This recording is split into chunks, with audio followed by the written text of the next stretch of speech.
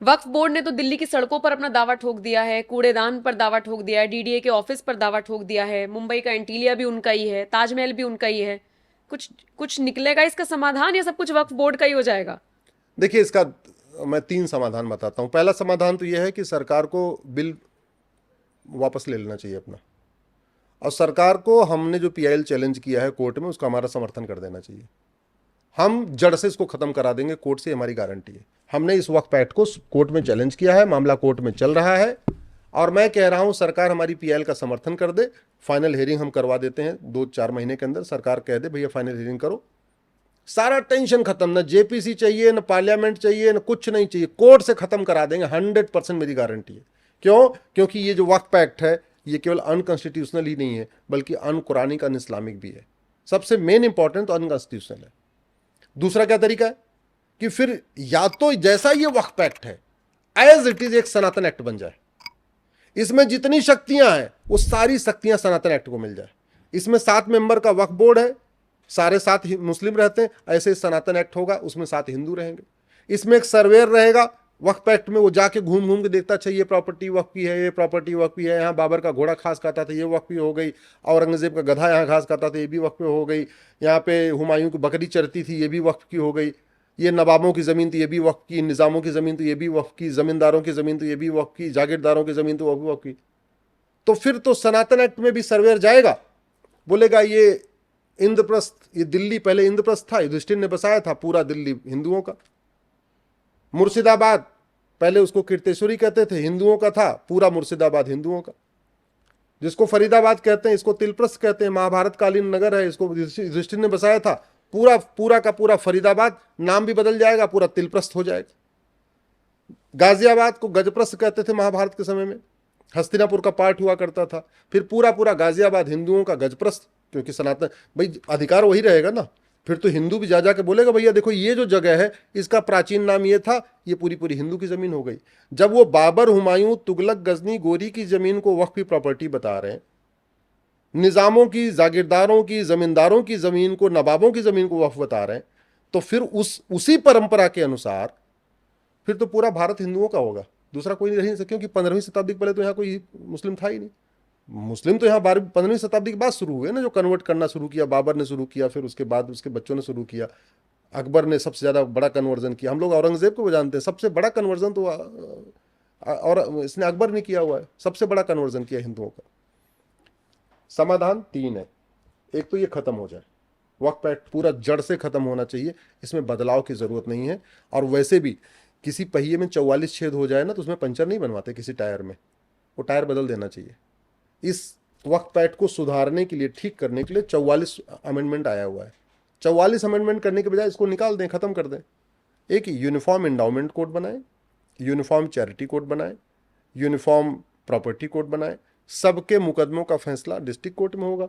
आज की डेट में क्या हो रहा है, मान लीजिए ये बदल भी गया, जो 44 अमेंडमेंट आया है, तो भी वक्फ ट्रिब्यूनल तो रहेगा, वक्फ बोर्ड तो रहेगा, सर्वे करने का अधिकार में थोड़ी सी लिमिट आएगी, लेकिन बोर्ड तो फिर भी रहेगा। तो सवाल यह है कि अगर वक्फ बोर्ड रहेगा तो हिंदू बोर्ड क्यों नहीं, जैन बोर्ड क्यों नहीं, बौद्ध बोर्ड क्यों नहीं, सिख बोर्ड क्यों नहीं, पारसी बोर्ड क्यों नहीं, ईसाई बोर्ड क्यों नहीं, यहूदी बोर्ड क्यों नहीं, बहाई बोर्ड क्यों नहीं? अगर वक्फ ट्रिब्यूनल चलेगा तो फिर हिंदू ट्रिब्यूनल क्यों नहीं, जैन ट्रिब्यूनल क्यों नहीं, बौद्ध ट्रिब्यूनल क्यों नहीं, बहाई ट्रिब्यूनल कहीं, सबका अपना अपना ट्रिब्यूनल क्यों नहीं? इसलिए मैं कहता हूं इसको सुधारने से बात बनेगी नहीं, झगड़ा फिर भी रहेगा। झगड़ा कैसे रहेगा आप इसको समझिए।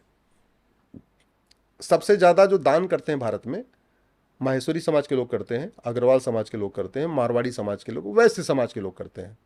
जैसे बिरला जी पूरे देश में बिरला मंदिर बनवाते हैं, ठीक है, और जहां जहां बिरला मंदिर बनवाते हैं बगल में धर्मशाला भी बनवाते हैं।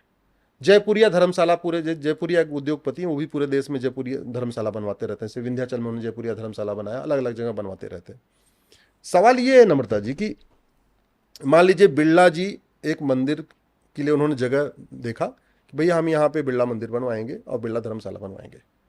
अब मैं जाके बोलूं कि साहब ये जो आप मंदिर धर्मशाला बनवा रहे, यहाँ ये हमारी पुश्तैनी जमीन है, हमारे पूर्वजों की जमीन है, हम जाके क्लेम करेंगे तो हमारा और उनका मुकदमा कोर्ट में चलेगा।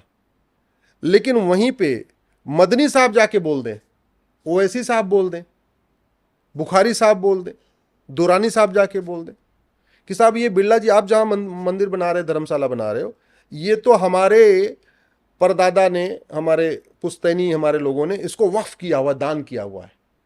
तो जानते हैं फिर कोर्ट में मुकदमा नहीं चलेगा, फिर जाएगा वक्फ ट्रिब्यूनल में।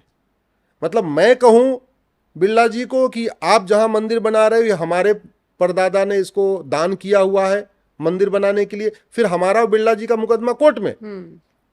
कोई क्रिश्चियन जाके बोले कि आप जहां बिरला जी मंदिर बना रहे हो, ये हमारे परदादा ने इसको चर्च बनाने के लिए किया हुआ है, तो भी मुकदमा कोर्ट में। सिख जाके बोले हमारे परदादा ने इसको दान किया हुआ है अपना बनवाने के लिए, क्या बोलते हैं, गुरुद्वारा बनाने के लिए, तो भी कोर्ट में। पारसी जाके बोले बिरला जी को आप हम ये हमारी जमीन है, हम यहाँ फायर टेम्पल बनाएंगे, तो भी कोर्ट में। लेकिन अगर वहीं पे ओवैसी जी, दुरानी जी, बुखारी जी, मदनी जी जाके बोल दें कि ये जमीन हमारी है, हमारे पूर्वजों ने इसको वक्फ किया हुआ, वक्फ दान एक ही चीज होती है, तो मुकदमा ट्रिब्यूनल में चलेगा। ऐसे नहीं हो सकता। भारत में एक भी ट्रिब्यूनल मजहब के आधार पर नहीं है। भारत का विभाजन इसीलिए हुआ था, मजहब के आधार पर हुआ था। और उस समय संविधान निर्माताओं ने कसम खाई थी कि अब भारत में मजहब के आधार पर कुछ भी नहीं चलेगा।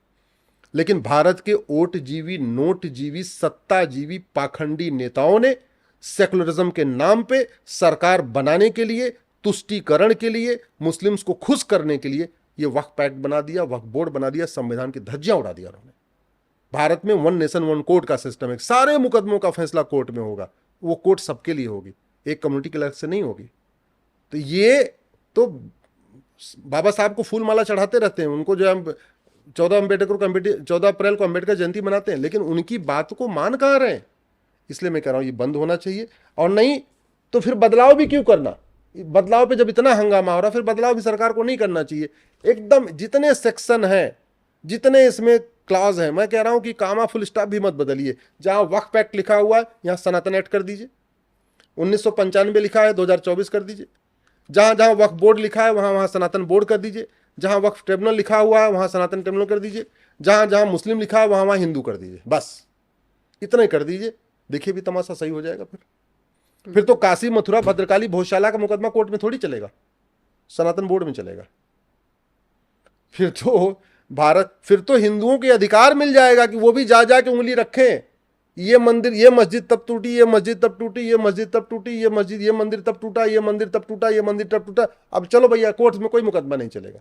और मैं तो कहता हूँ इससे बड़ा फायदा हो जाएगा। खाम खा काशी, मथुरा, भद्रकाली, भोजशाला का मुकदमा 10-20 साल चल रहा है, सनातन ट्रिब्यूनल में आ जाएगा। वहां पे सारे जज भी हिंदू रहेंगे, वकील भी हिंदू रहेंगे। जैसे वक्फ बोर्ड में सारे मुस्लिम रहते हैं ना, ऐसे इधर हो जाएंगे, तो बैलेंस हो जाएगा, बढ़िया हो जाएगा। लोहा लोहे को काटता है, कहते नहीं भय बिन होए न प्रीत, सठे साठ्यम समाचरित। यही तरीका है। या तो वक्फ एक्ट खत्म होना चाहिए, नहीं तो वैसे ही उतने ही पावर का, उतने ही सेक्शन का, उतनी क्षमताओं वाला, वो सारे अधिकार वाला एक सनातन एक्ट बनना चाहिए। मैं बिल्कुल पवन कल्याण से सहमत हूं।